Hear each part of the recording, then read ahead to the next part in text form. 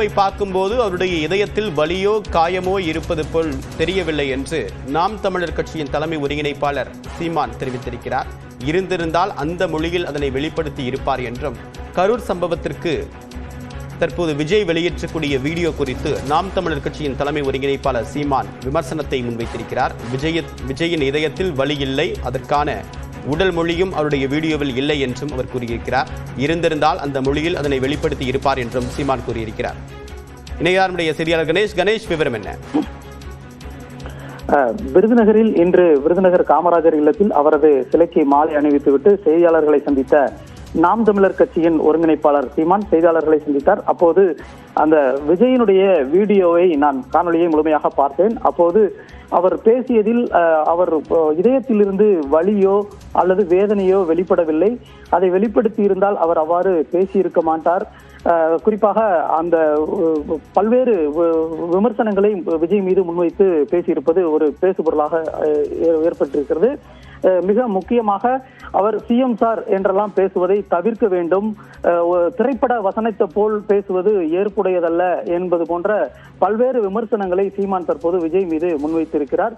அவர் அந்த சம்பவத்திற்கு முழுமையாக தானும் ஒரு காரணம் என்பதை உணர்ந்து பேசவில்லை என்றெல்லாம் தெரிவித்திருக்கிறார். குறிப்பாக தான் வந்ததால் தான் இவ்வளவு பெரிய கூட்டம் இருந்திருக்கிறது, அதன் காரணமாகத்தான் பெருமளவில் அந்த உயிரிழப்பு என்பது ஏற்பட்டிருக்கிறது. எனவே இதையெல்லாம் உணர்ந்து அவர் பேசியிருக்க வேண்டும் என்பது போன்ற பல்வேறு விஷயங்களை சீமான் பேசியிருப்பது தற்போது ஒரு பேசுபொருளாக இருக்கிறது. குறிப்பாக கரூரில் நடந்த துயர சம்பவத்தை தொடர்ந்து விஜய்க்கு ஆதரவாக தொடர்ந்து பேசி வந்த சீமான் தற்போது அவரது காணொலியில் பேசியிருப்பது குறித்து விமர்சனத்தை முன்வைத்திருப்பது தற்போது அரசியல் வட்டாரத்தில் பேசுபொருளாக இருக்கிறது. இப்ப வேற என்னென்ன கருத்துக்கள் எல்லாம் சொல்லியிருக்காரு? குறிப்பாக விஜய்யுடைய வீடியோ பற்றி அவர் என்ன சொல்லியிருக்காரு? நிச்சயமாக சிஎம் சார் என்று அவர் பேசுவது விளையாட்டுத்தனமாக இருப்பதாகவும், அவர் மீது மதிப்பு இல்லை என்றாலும் கூட அவர் இருக்கக்கூடிய நாற்காலி என்பது மிக பெரும் தலைவர்கள் இருந்திருக்கக்கூடிய நாற்காலி. குறிப்பாக பேரறிஞர் அண்ணா, ராஜாஜி, பெருந்தலைவர் காமராஜர் உள்ளிட்ட பெரும் தலைவர்கள் இருந்திருக்கக்கூடிய நாற்காலி. எனவே அதற்கு மதிப்பளிக்கும் வகையில் இது போன்ற சிஎம் சார் என்றெல்லாம் சிறுபிள்ளைத்தனமாக பேசக்கூடாது என்பது போன்ற பல்வேறு விமர்சனங்களை முன்வைத்திருக்கிறார். குறிப்பாக கரூரில் நடைபெற்றிருந்த அந்த சம்பவத்தில் சிறுபிள்ளைத்தனமாக அவரது பேச்சு என்பது ஒரு இதயத்திலிருந்து ஒரு பெரும் வலியை வெளிக்கொணரவில்லை.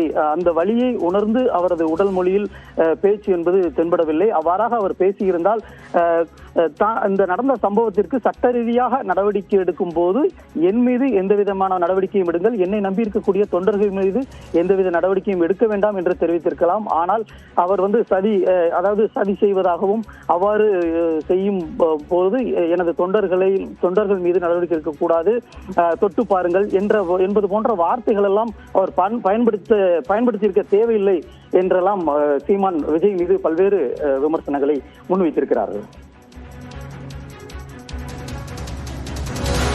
இப்ப மற்ற தலைவர்கள் யாராவது இது தொடர்பாக விமர்சனத்தை வச்சிருக்காங்களா கணேஷ்?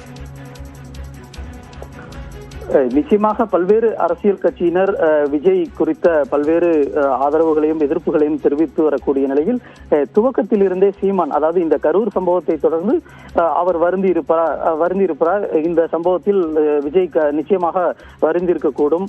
அவர் நிச்சயமாக இந்த சம்பவத்தில் நேரில் வந்து பாதிக்கப்பட்டவர்களை சந்திப்பார், அவருக்கு கடுமையான வேதனையில் இருப்பார் என்பது போன்ற அவருக்கு ஆதரவான கருத்துக்களைத்தான் தொடர்ச்சியாக சீமான் முன்வைத்திருந்திருக்கிறார். ஆனால் தற்போது அவரது காணொலியை கண்ட பின்புதான் அவரது பேச்சில் வந்து ஒரு வலி தென்படவில்லை, ஒரு கடுமையான ஒரு வேதனை அவர் இதயத்திலிருந்து வரவில்லை, அவரது பேச்சு மொழி என்பது சரியாக இல்லை என்பது போன்ற ஒரு விமர்சனங்களை முன்வைத்திருக்கிறார். தொடர்ச்சியாக பல்வேறு அரசியல் கட்சியினரும் அவர் மீது, அதாவது இந்த சம்பவத்திற்கு விஜய் தான் முழுமையாக பொறுப்பேற்க வேண்டும், அவரை கைது செய்ய வேண்டும் என்பது போன்ற பல்வேறு கருத்துக்களை முன்வைத்து வரக்கூடிய நிலையில் இந்த கருத்தினை சீமான் வலியுறுத்தியிருக்கிறார். அதே போன்று திருமாவளவன் விஜய் மீது ஏன் கைது நடவடிக்கை, அதாவது வழக்கு பதியப்படவில்லை என்பது போன்ற கருத்தினை இன்று முன்வைத்திருக்கக்கூடிய நிலையில் அது குறித்தான கேள்விகளுக்கு சீமான் பதில் தர மறுத்திருக்கிறார். அந்த கேள்வியை கடந்துதான் இந்த அவரது காணொலி காட்சி குறித்து அவர் பேசியிருக்கும் விதத்தை குறித்து தற்போது பதிலாற்றியிருக்கிறார்.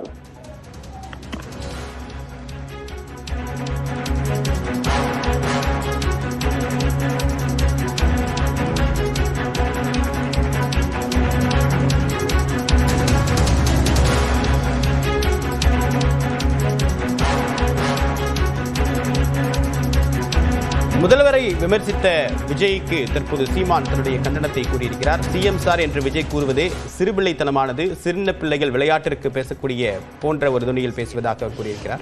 இப்போ நம்ம பேசுகிறோம், மாண்புமிகு தமிழக முதல்வர் அவர்களுக்கு சட்டப்படி நீங்கள் நடவடிக்கை எடுக்கணும்னு இருந்தால் என் மேலே எடுங்க. என்னை நம்பி வந்தவர்களை, என் உடன் இருக்கிறவர்களை நீங்கள் கைது செய்ய வேண்டாம், அவர்கள் மேலே நடவடிக்கை எடுக்கலாம், இதுக்கு நான் தான் பொறுப்பு, என் மேலே நடவடிக்கை எடுங்க, இப்படி தான் பேசியிருக்கணும்.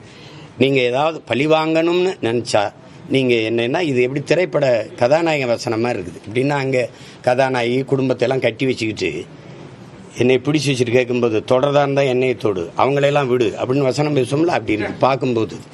அது நல்ல அணுகுமுறை இல்லை. கேட்கும்போது அது எப்படி பெறும்? அந்த சிஎம் சார் அப்படிங்கிறதே அது சின்ன பிள்ளை விளையாட்டுக்கு கூப்பிட்ற மாதிரி இருக்குது. ஒரு அந்த அவர் மேலே நம்ம உங்களுக்கு மதிப்பு இல்லாமல் போட்டோம். ஆனால் உட்கார்ந்து இருக்கிற அந்த நாற்காலி இந்த நிலத்தில் பெரும்பெரும் தலைவன் உட்கார்ந்தது. ஓமந்தூர் ராமசாமி ரெட்டியார் தாத்தன், குமாரசாமி ராஜா, மூதறிஞர் ராஜாஜி, பெருந்தலைவன் காமராஜ், பேரறிஞர் அண்ணா போன்ற பெருந்தலைவர்கள் இருந்த ஒரு இடம் அது. அது பார்த்து பேசணும். சிஎம் சார் அப்படிலாம் பேசக்கூடாது. அது தன்மையான பதிவாக இல்லை. அது பார்க்கும்போது அந்த இறப்பை விட வலியாக இருக்குது நமக்கு. அதுக்கு பின்னாடி நடக்கிற நிகழ்வுகள் இருக்குல்ல, அதை விட வேதனையை தருது. அதுதான் சங்கடங்களாக இருக்குது. ரொம்ப இதை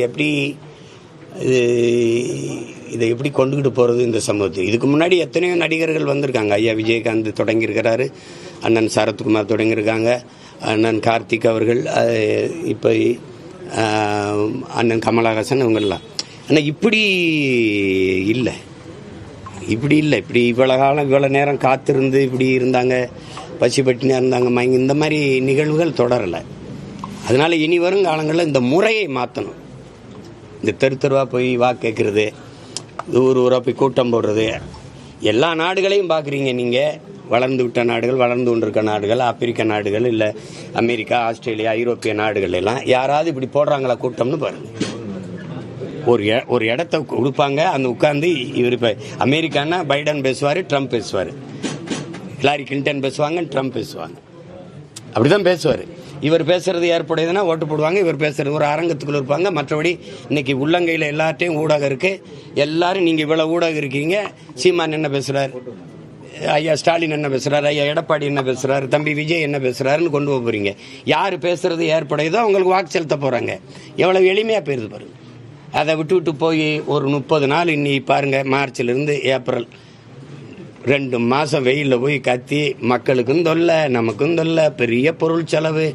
ஒரு வளர்ந்து கொண்டிருக்கிற ஏழ்மையில் சிக்கியிருக்கிற வறுமையில் இருக்கிற ஒரு நாட்டின் அணுகுமுறையாக இது இல்லை. இந்த முறையவே முதல்ல தகர்க்கணும், மாற்றணும்னு நான் நினைக்கிறேன். நீங்கள் இல்லைன்னா ஒரு தலைவருக்கு ஒரு 1/2 மணி நேரம் ஒரு நாள் கொடுத்துருங்க. இன்னைக்கு உங்கள் நேரம், நீங்கள் 1/2 மணி நேரம் பேசலாம். எல்லா தொலைக்காட்சியும் எடுப்பாங்க. தேர்தல் ஆணையமே சொல்லிட்டா நான் என்ன நாட்டுக்கு நான் ஆட்சி அதிகாரத்துக்கு வந்தால் என்ன செய்வேன், நான் பேசிட்டு போகிறேன். அப்புறம் நீங்கள் பேசிட்டு போங்க. இப்போ நீங்கள் பேசிட்டு போங்க. கேட்குற மக்களுக்கு எது சரியாக இருக்கோ வாக்கு செலுத்திட்டு போகட்டும். இந்த மாதிரி சிக்கல்கள் வராதில்ல. அந்த இடத்துல கூடுற மக்கள் இல்லை. எத்தனை பேருக்கு அங்கே சுற்றி வாழ்கிறவங்களுக்கு போக்குவரத்து நெரிசல், அது எவ்வளவு பேருக்கு அந்த அக்கம் பக்கத்தில் குடியிருக்கிற வீட்டுக்காரங்களுக்கு எவ்வளவு நெரிசல், எவ்வளவு இடையூறு, அதெல்லாம் பார்க்கணும். இனி வரும் காலங்களில் பார்க்கணும். ரொம்ப கவனமாக கையாளணும்.